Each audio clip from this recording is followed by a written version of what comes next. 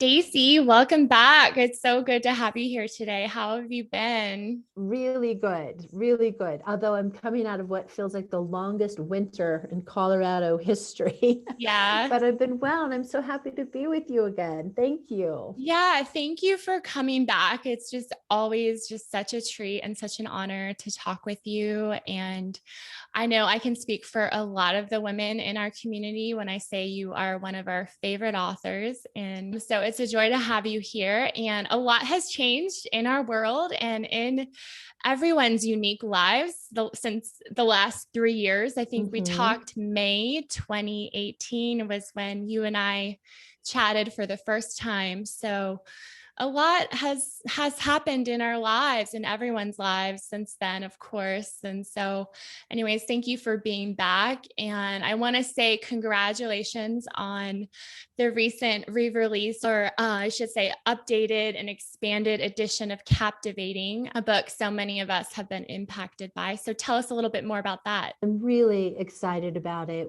It first came out in 2005. And it was really important to the world today is very different than it was in 2005, although the messages of God are the same.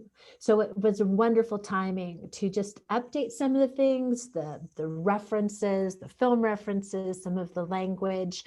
And in all of these years, we get asked a lot of questions. But what we did was pick about the top 25 most common. So we were able to address those at the end. Okay, here's some things that maybe stirred in you. So that was really wonderful to get to do as well. So it's a new cover, it's a whole new look, and then a new curriculum that goes along with it that I'm really excited about. That's great. And we are going to talk about a project you've been working on, the Captivating Experience. So, do you want to just tell our listeners more about that? Because we're going to be picking your brain a little bit about it. And I'm going to be encouraging our community to be a part of it too. Yes, the Captivating Experience is a 6-week experience where people can register online at our ministry website, wildatheart.org, or they can get it in other avenues as well. But the Captivating Experience is a short film. It's about a 20-minute film where it's beautifully done, Mhm. teaching precepts from the book, but then a woman sharing her story, and you get to see her life and how it plays out in her story. And then deep themes. We can take deep dives pretty quick. And then in the experience, there's also short readings, some scripture references, some journal questions, and then a little bit more podcast information, talking, teaching from me.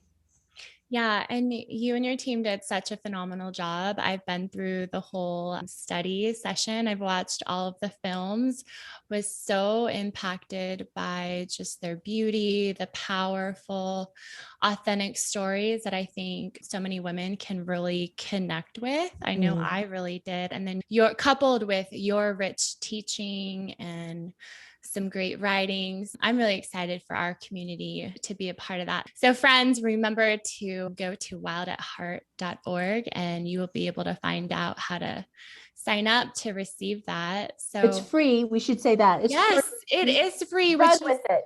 Yeah. which is just so that's such a gift. And just I love your ministry's heart to just serve people. And okay, I want to hear before we dive into each theme, because there's 6 themes, and then I Mm-hmm. know you have a follow-up week 7. So we just want to hear a little bit more about Stacey. What makes you come alive, and what has the past year, whirlwind of a year, 2020, 2021 looked like for you? 2020 looked a lot for me the way it did for everybody else. Working from home, switching our events to online, and a lot of Zoom things, Mhm. and then bearing the brunt of a collective trauma that most of us weren't aware that we were experiencing. And that even now, as things are slowly, hopefully beginning to open up, to acknowledge like we have been through something together that has a massive impact. And we know that from our own lives and friends' lives and the statistics out there. This has been really hard on the human soul. and hard on mine as well. One of my daughters is a nurse, and especially at the beginning, it was really scary, and not being able to see my grandchildren and all of that. And then another with their family just actually got over COVID. They were pretty sick there for a while. And the uncertainty that everyone has been living with has taken a toll. It really has. And for me, it has been an increase in my desire to speak into women's lives about what is certain, about what we are standing on, how the fact that Jesus wasn't thrown, that he is still good, he is still faithful, and to dive more into the realities of his presence and his love, really important. Thank you for sharing just a little bit about your personal experience, how this past year has affected you and your family. And I just really appreciate that God has, empowered you to share even more just the truth of his certainty amidst an uncertain world, and speak truth into women's lives. And it's so timely too, just with the release of Captivating and the study, and such an opportunity to do that. So I would love to just dive into week one. Let's do it. So friends, you will get a much more deeper dive if you sign up for the Captivating experience again at wildatheart.org. But okay, so week one, the heart of a woman. So I love how you say, as women, we've been created uniquely, but we have so many, or we have the same core desires. And also we as women have a feminine heart that has been created to reflect God to the world. So will you just please talk to us a little bit more about the heart of a woman? Oh, my favorite topic. We know that we're made in the image of God. It's one of the first things that we learn about human beings, is that we are made in the image of God. And the second thing we learn is that we are made as either man or woman, masculine or feminine. And so it's really, I think as a younger woman, I didn't give it much thought, but if I had, I think I would have thought it would have had something to do with my body or my nails or my hair, and it has nothing to do with that. It is at the deepest level of the soul, which is the heart. Gender is the core of humanity. And we are created to bear the image of God uniquely as men and women. And there's overlap there. There's so much overlap. We all want beauty, intimacy, and adventure. But the way that expresses itself generally in a man's life versus in a woman's life is beautiful. It's beautiful the way it fits together. Excuse me. One of the core things that a woman wants is to be pursued. And we write about it as the word to be romanced. But a lot of people will hear that word and think white tablecloths and candlelight. And it's so much bigger than that. It's the things that make your heart come alive. I love that. And those are different for different people. Some people love water and kayaking. Some people love gardening. Some people love novels. Some people love international travel or missions or one-on-one, or it's very different. But there's things that we love, and God knows what those are. And he pursues our hearts with these love notes that are scattered extravagantly around our lives to woo and to win our hearts to his own. The truth is that he is not after our performance. He's after our hearts. He wants us to love him, to respond to his love for us by loving him back. And the way that begins is by beginning to know increasingly throughout our lives how smitten he is by us, how head over heels, and that Jesus has been pursuing us throughout eternity. He moved through time and space. He conquered all of death and hell to win us for himself. So a woman, she wants to be pursued. She wants to be wooed and won. She wants to be fought for. She wants to feel that she matters and is worth pursuing. It's a deep longing, and it's one that the world is messed up. It's a Mhm. place that we get wounded and being thought that we're only wanted for such and such, or not really for our hearts or who we are, or we're not wanted at all, or to think that if we haven't been pursued by a man, then we don't have any value. No, this is about being romanced by the ageless romancer himself. Mhm. And it's a core longing in our hearts. And it's one that we bear the image of God in, because he wants to be pursued too. He says, you'll find me when you seek me with all your heart. Mhm. So he wants to be wanted, and so do we. Yeah. And then the second core desire that we write about, as I wrote it with my husband, John, is the desire to be irreplaceable. And everyone knows they want to make an impact for good, that they want to be significant. There is something fierce and valiant and heroic in the heart of a woman. You don't mess a woman, and particularly those that she loves. And if you do, then you better be ready to run. If you insult her best friend, if you insult her child, like, oh no. There's a strength given to women on behalf of others. Mhm. And she's meant to offer her unique strength and to make the world a better place than the one that she found. Mhm. It's for such that we are made.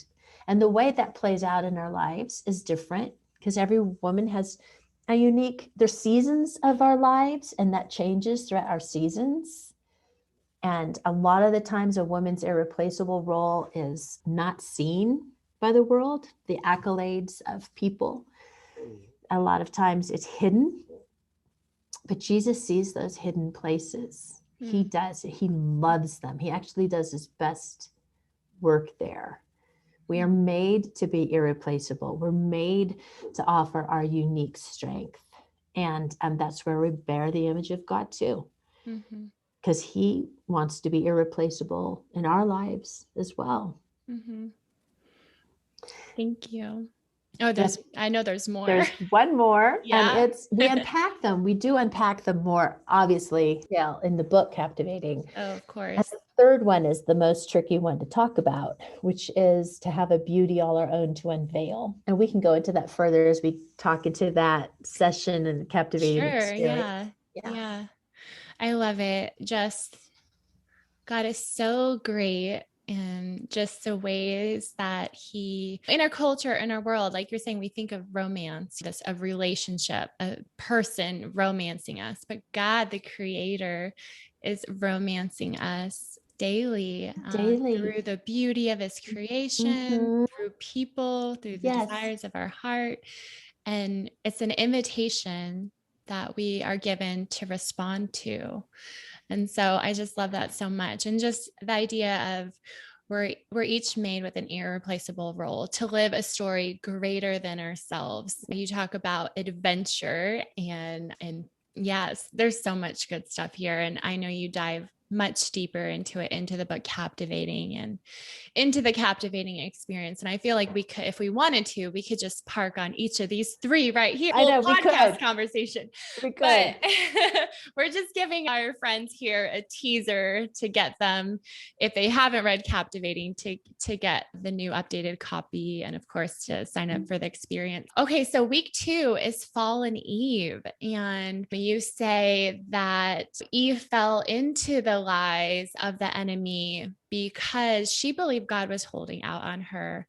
And even today in our lives, we can believe this to be true. And so, how does this concept play out in so many women's lives today? Oh my goodness. I wish that it wasn't true that we all weren't fallen, but we all did. We're all daughters of Eve. We all have places where we have been wounded and our trust has been wounded. And it ultimately comes back to just not trusting God, that he has his best in mind for us, or that he is trustworthy. And so, like Eve, we will reach out and take matters into our own hands. She reached out for the forbidden fruit. We might reach out for some form of self-protecting, which generally comes down to hiding, which comes down to fear. We hide because we're afraid. It's Genesis 3. Why are you hiding? Where are you, Adam? And he says, I was afraid because I was naked, so I hid. And every person alive knows to a lesser or a greater degree that they are not all that they are meant to be. And there is this underlying fear that if people really knew us, that they would run for the hills. Mm. So women, the way this plays out in our lives, we talk about the way women fall, the way we express it. It's on a spectrum between controlling, demanding, domineering women on one side, and we all know those women. We might be that woman. It's the woman that clamps down on her world if things begin to go awry. They're generally, did you really actually in leadership positions? And then the other side of that spectrum is the desolate woman, is the woman who refuses to offer her true heart, who won't speak up in a group, or certainly is not going to disagree with you on anything that matters, out of a fear of being rejected. So the antidote is love. Perfect love casts out fear. And the other antidote is mercy. We can, because of the love of God, look at the ways that we sin, the ways that we hold back, the ways we take matters into our own hands, or go to a false comforter, which could be shopping or food or binging on anything. And whereas Jesus wants to meet us in these deep places, but he knows our story. He knows why we're feeling the need to self-protect.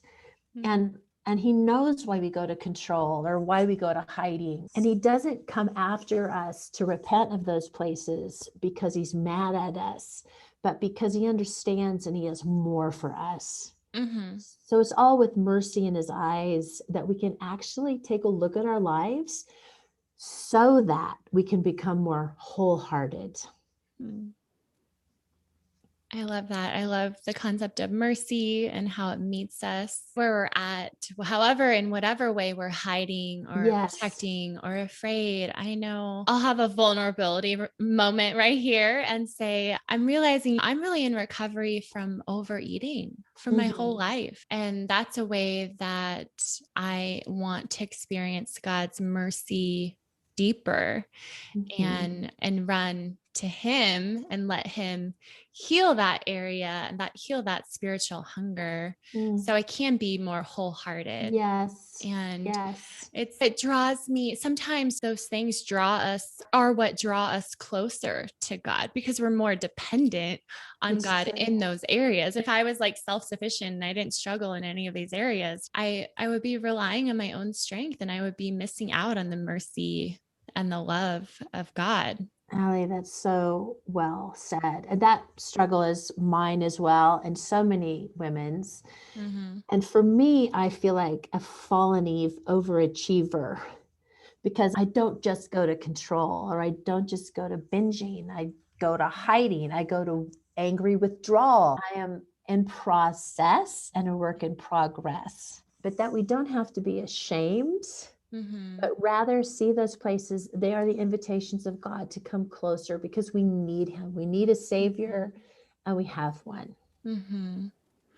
I love that. And I find it valuable to speak those places of shame out in safe places. And I consider this podcast a safe place because to speak those out. And so we remember that we're not alone. You're not the only one overachieving and hiding in different areas and in different ways. We all have the areas that we do that in. And when we realize and we hear other people's stories and their experiences and we realize, oh, we're not the only one, that shame begins to ease a little bit. So it does. And you've done that so beautifully just through your writing, you've been really authentic in so many things that you've been through and the areas that God has met you in and is continuing to meet you in. And there's a graceful way to do that.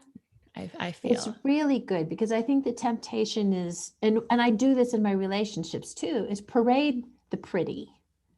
Like I'm going to show you the shiny things, but if you really want the true things, that I'm going to need to trust you a little bit more. Mm-hmm. But if we only show one another the places where we're excelling, or maybe we're actually struggling with depression, but when we're together, we're going to just put on our happy face. Mm-hmm. It doesn't bring life. It doesn't bring encouragement or hope to others. Whereas our testimony is what we worship Jesus over, the reality of how he's meeting us in the places where we may be grieving or failing or sorrowing. It's so much better to be true. Yeah, definitely. And to find those safe people to be true with. Yes, because it's not everybody. You're right. You have to No. find them. Yeah, absolutely. I have this concept I call vulnerability remorse, where I like say something and then like, why did I tell that person something? So finding the safe people to be vulnerable with, so that when you walk away, you're not like, oh, why did I tell that person this? You're like, you feel like you can breathe a little easier because you were open and authentic with that person. So praying for wisdom in that. Okay. Oh my goodness. Where are we? Are we only 2 in, Stacey? Oh my goodness. Okay. So we'll do what we can, because I know you have many things to do for the rest of your day. Let's talk about the wound and the healer. Something you write about in the email for this is the idea that it's true that other women's lives can look really good from the outside, perfect or better than ours from a distance. But then you say, but only from a distance. And so let's talk more about this. You get close to any woman's life and you hear the details. There isn't a person alive who's escaped the fall, or who has not been wounded in their life, or who is not trying to make it work. Just think about beauty. If you have friends and you see how beautiful they are, it's a rare woman who can merely just say thank you and believe you. Mm-hmm. It's very difficult to see our own glory. So I've certainly had women that I've looked at from afar, and just if I was like her, or if my children wore matching outfits, or if I drove that car, or if I had a boyfriend, like any of it, then I would be such and such. But the truth is everybody struggles. You don't get through this life without being wounded, Mm-hmm. and without being wounded very deeply. Mm-hmm. So this is why we love Jesus so much, is because this is why he came. He came to heal the brokenhearted and to set the captive free.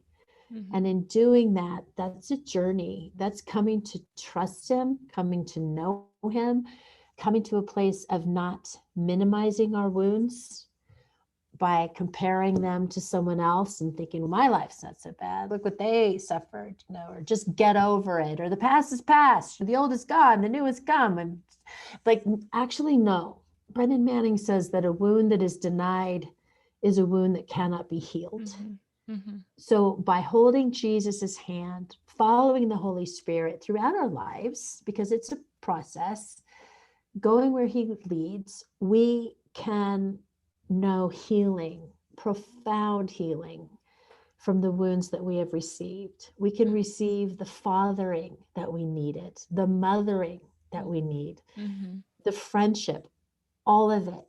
It's available. And this is the critical part, is that our hearts are actually the treasure of the kingdom.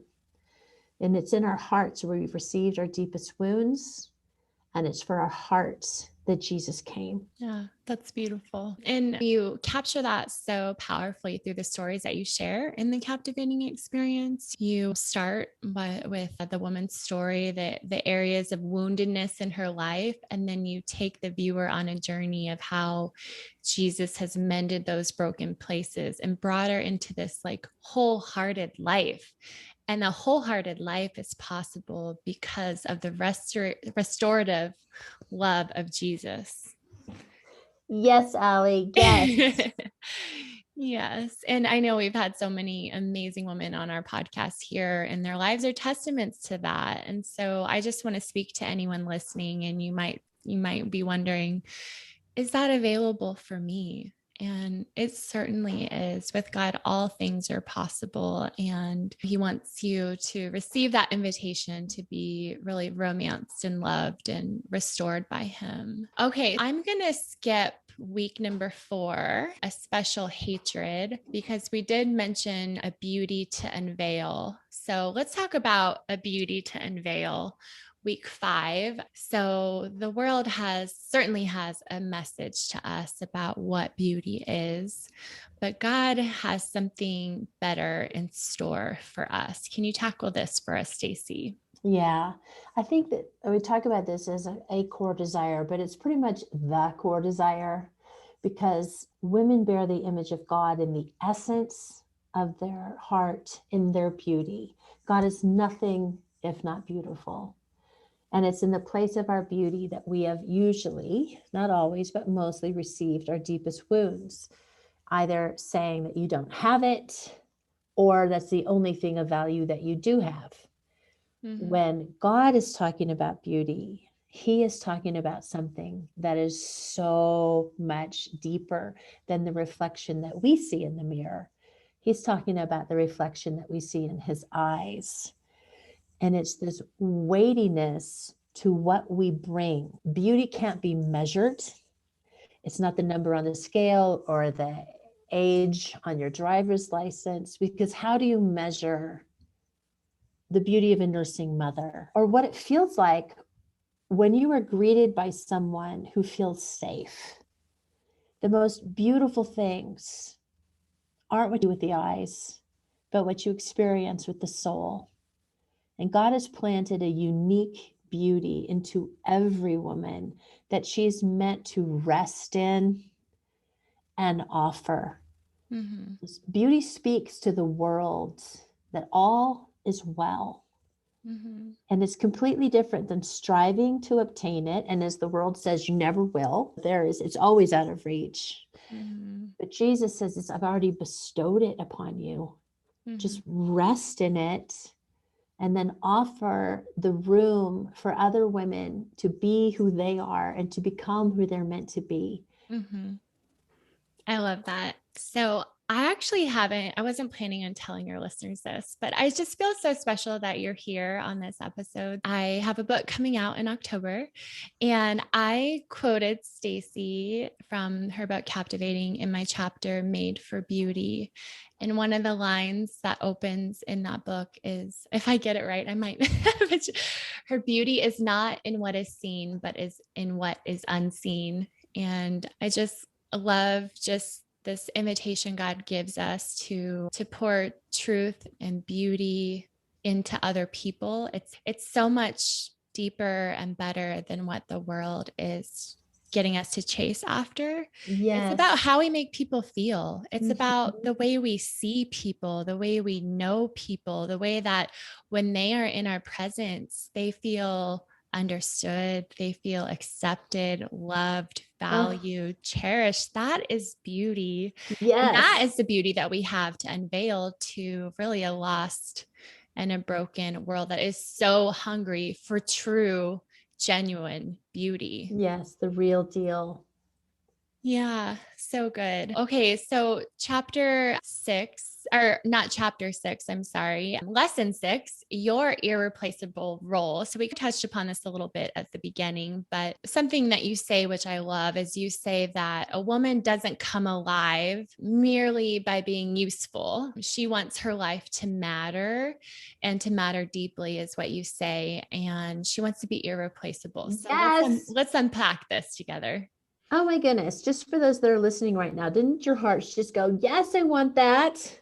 But in the next breath, the thought goes through, but it's not true and I could never have that. No, you can, because that is how you were made, and you desire it because that's where you bear the image of God. It's fashioned into your very being.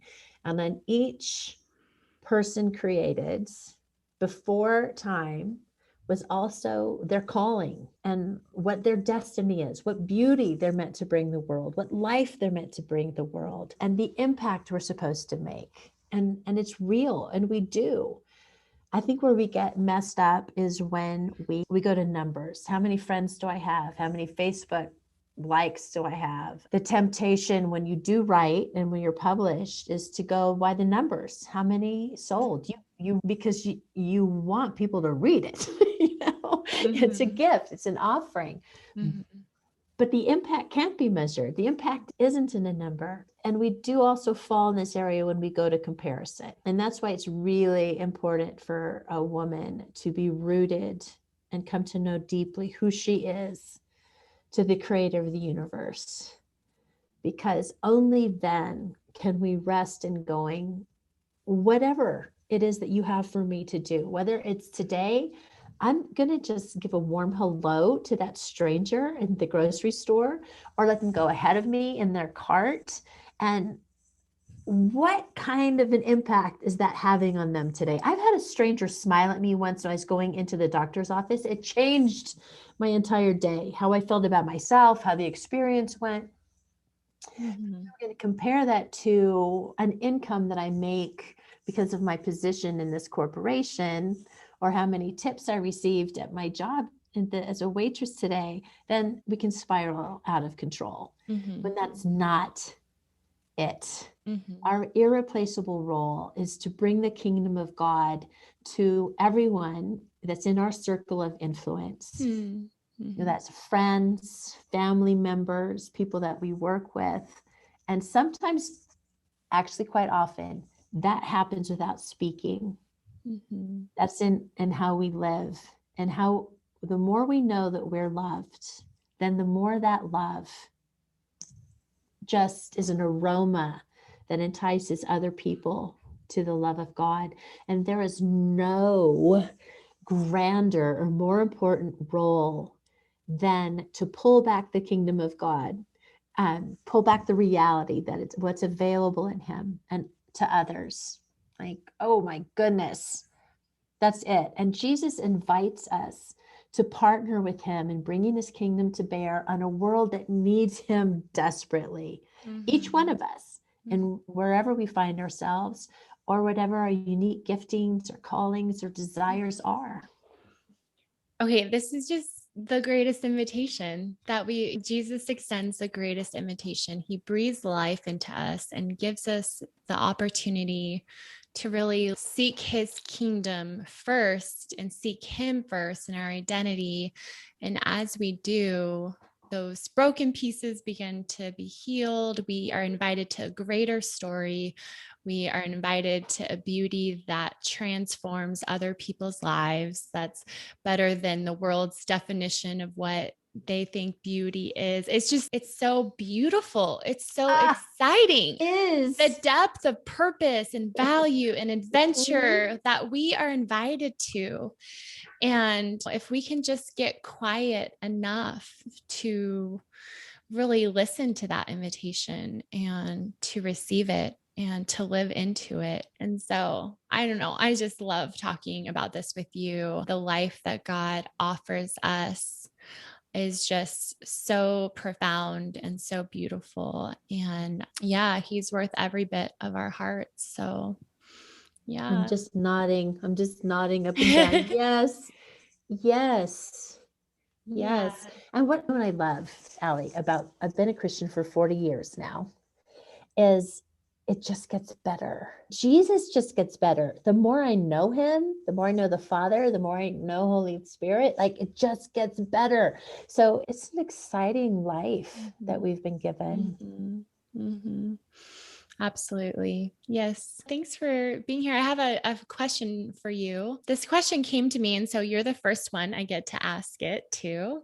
So, Stasi, if you could go back and speak truth into your younger self, how old would you be, and what would you say to her?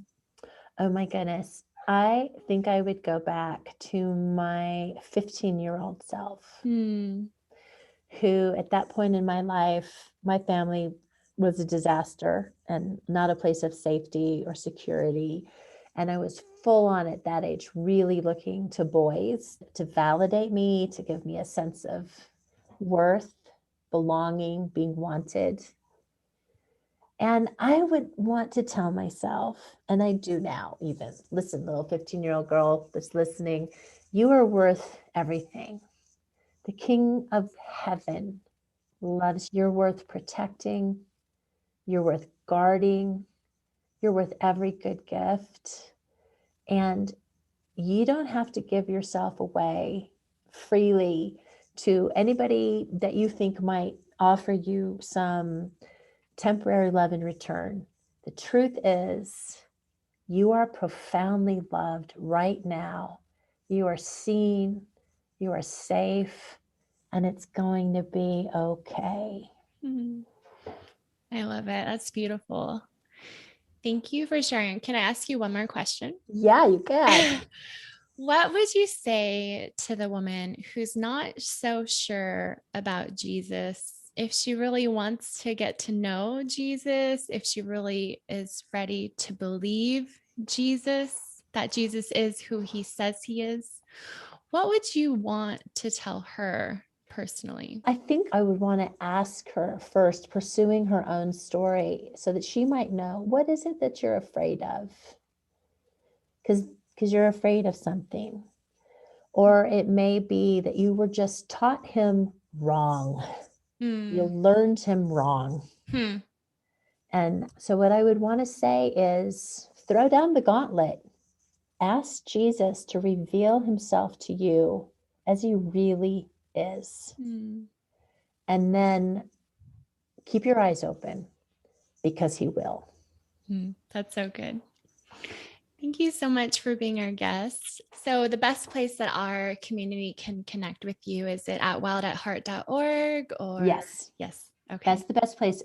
We've got so many resources on there. So many. Sign up for the captivating experience. I have a Facebook page if you want to interact there. It's great. You always share some great things. I love it. Thanks. Yeah. But the wildatheart.org, that's the place to come. Great. All right, Stacey. Well, hang on before I want to talk to you a little bit more, but thank you so much for being our guest today. Thank you so much for being a part of our community here at Wonderfully Made. It's such an honor to have you as our guest today. Thank you. Thank you. And I'm excited for your book. Thank you. Okay.